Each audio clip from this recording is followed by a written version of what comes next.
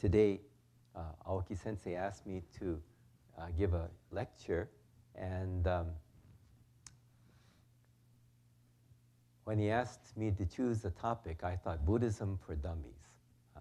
Buddhism for Dummies. And I think this is actually a good description of Jodo Shinshu.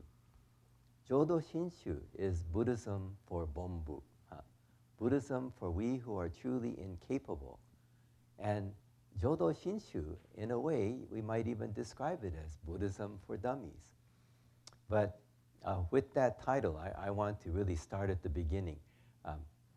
One of my favorite lines when I think of where shall I start, I think of the caterpillar in Alice in Wonderland giving her advice, saying, start at the beginning, then go on until the end, then stop, which I will try to do. So to start at the beginning, I want to give you maybe just an overview of Buddhism, because this is Buddhism for Dummies. Is there anyone here completely new to Buddhism? Oh, very good. Yeah. Relatively new? Okay, very good. And even if you've been coming for years, I think it's really wonderful to review the essentials.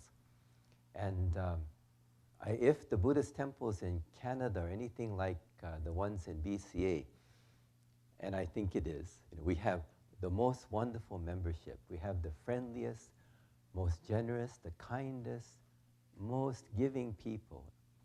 And yet there is a kind of a reputation within BCA temples that the temples are cold. When members come, when new people come, they say, gee, no one comes up to talk to me, or no one greets me. And I said, no, temples aren't cold, members are not cold. We have the most wonderful members. But what we have is our members are not really comfortable with people who are new because they're afraid they might ask them a question. If you see this new face, it's hard. They don't go over there because if they sit with them, they might ask a bunch of questions like, oh, what are they doing? Or what are they chanting? Or what are you saying when you put your hands together? And when we as members feel comfortable with the Dharma, with our tradition, then we can't help but want to bring our friends. And I think in a way, Dr. Bob asked me last night what I felt was the success of the Sacramental Betsuin. Part of it is that the members understand why they're there. If the children and the members, and that was my goal when I first went there, I want every child there to understand something about Buddhism. So if someone asks them, you're a Buddhist, so what is Buddhism? They'll have something to say. What is it we can say? We say we're Buddhists, so what is Buddhism? We say we are Jodo Shinshu, so what is Jodo Shinshu? And hopefully today I expect all of you to walk out of this room today with something where you could say, this is Buddhism. I know what it is. This is Jodo Shinshu. I know what it is. A beginning, foundation. So, okay, so what is Buddhism? Before I get into it any further, we're still trying to figure out what Buddhism is. People have asked, is it religion? Is it philosophy? Is it a way of life? Well, first of all, Buddhism is not theology. It is not theology, because theology implies divine being, theos. It implies the existence of divinity. So Buddhism is not theology. Buddha is not a god, not a creator, not a destroyer, not someone that makes things happen. We can pray to Buddha for a whole month, chanting sutras. Oh, please let me win lotto. All Buddhism guarantees is sore throat from chanting for a whole month.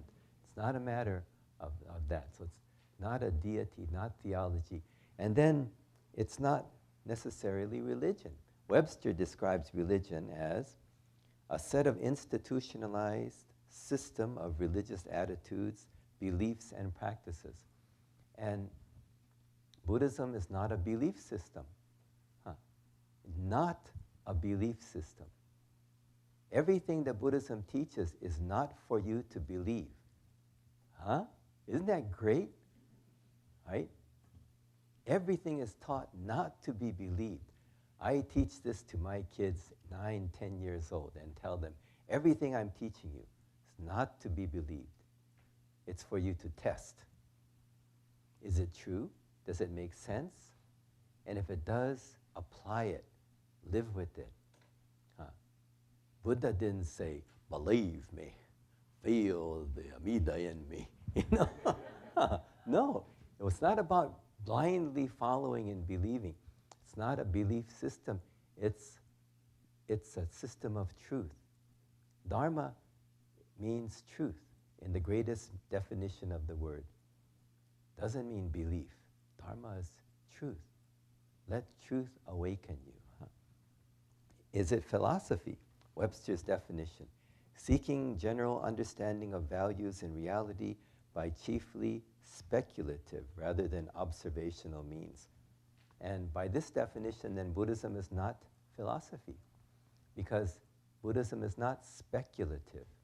It is objective. It is objective. So I asked one of my old friends, some of you, maybe you've heard him, Bhante Silavimala. He's a Sri Lankan monk. He has a center in Berkeley. I think he has a center in Canada too, but he has one in West Sacramento, and I've known him over 35 years. And we were talking once when he gave a lecture at our Betsuing, and I asked him, Bhante, what are we?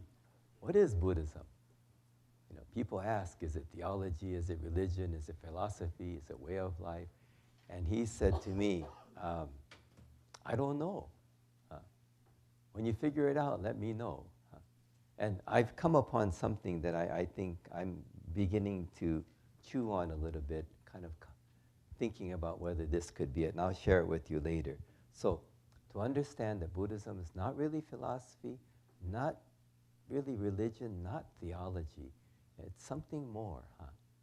And this, I think, is wonderful, because this is what Socho Gui has been, in a way, encouraging all along. Not to come to conclusions.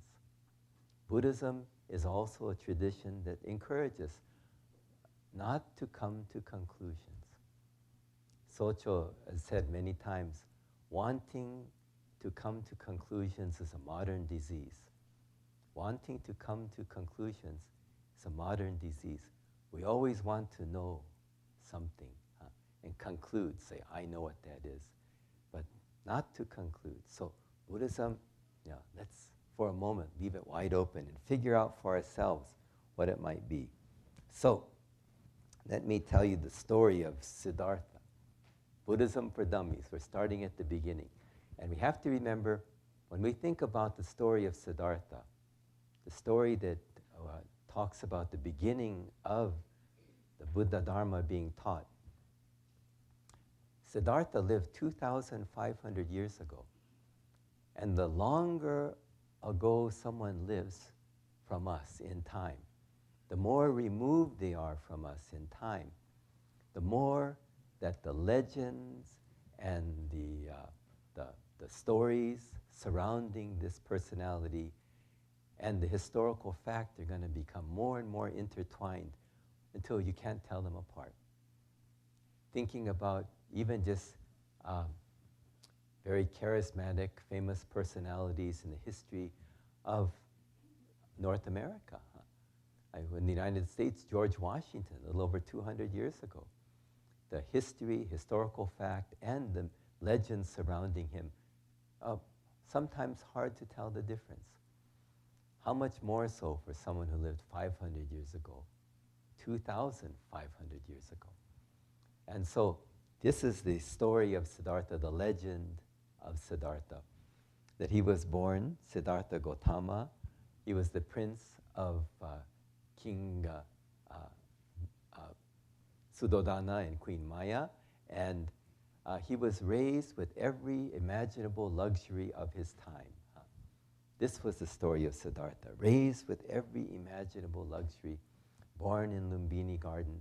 Soon after his birth, his mother, Queen Maya, passed away, and he was raised by his mother's sister, Prajapati. And there was a prophecy at his birth that Siddhartha would become either a great warrior king, uniting vast areas, or he would become a Buddha, a great spiritual leader. And of course, his father wanted a warrior king. And so he kept from Siddhartha anything that might cause him to be too thoughtful, to contemplate life too deeply. And again, see, this is the legend, So if you can imagine, hard to imagine in this day and age, anyone growing up to 10, 12, 16, 18 years of age and never having encountered anyone who was old or sick or who had passed away.